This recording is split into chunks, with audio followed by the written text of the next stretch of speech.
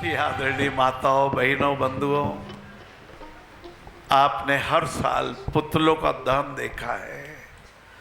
रामचरितमानस के लंका कांड में आपसे ने 31 तीरों की बात भी सुनी है। भगवान के श्रीमुख से निकला था, कायर करई प्रलाप। हे कायर, हे रावण, तो अभिमान का पुतला है। भगवान श्री राम के तर्कस से 31 बाण निकले थे। एक बाण ने रावण की नाभि के अमृत को सौंख लिया।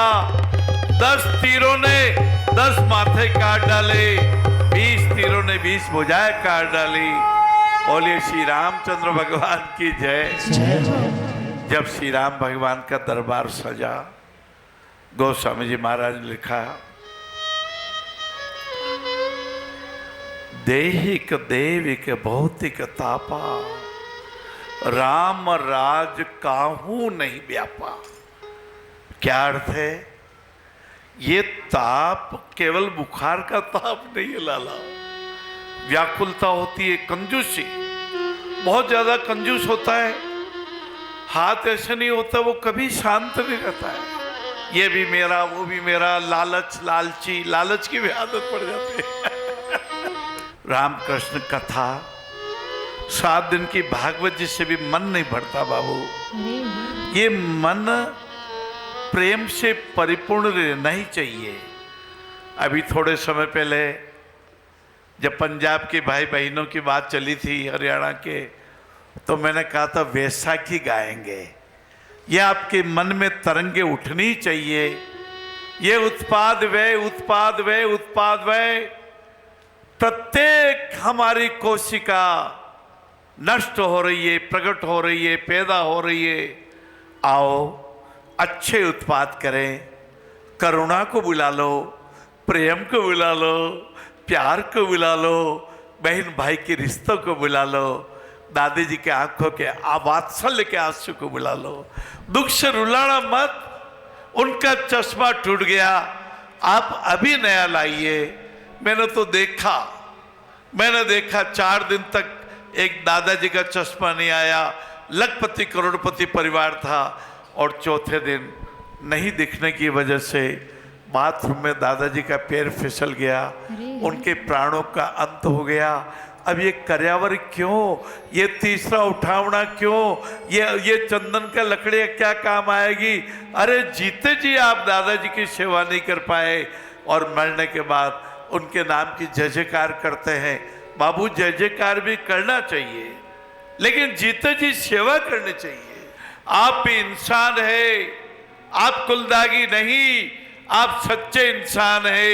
आप ऐसे इंसान है जो 10-10 को जगा सकते हैं।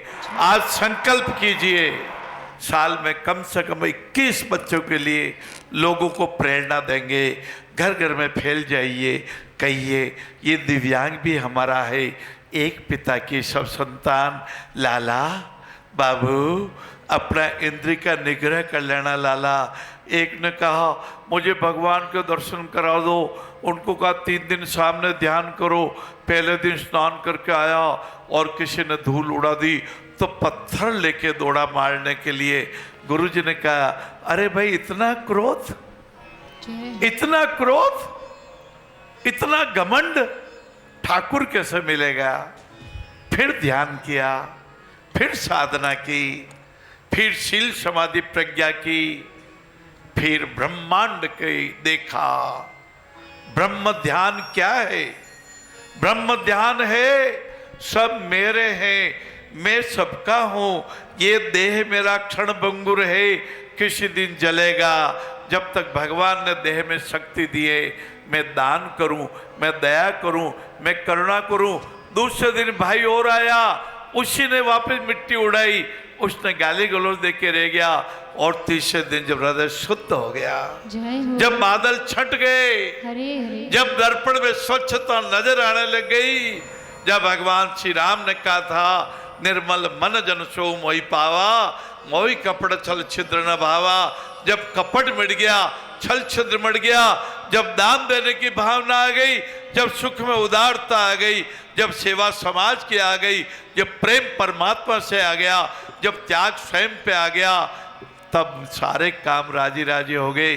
तीसरे दिन धूल उड़ी, उसने हाथ जोड़ के कहा, माता आपने मेरे विकार को दूर करने के लिए कितनी तपस्या की, मैं आपको माता प्रणाम करता हूँ। और भगवान के दर्शन हो गए। भगवान तो अंदर ही है लाला।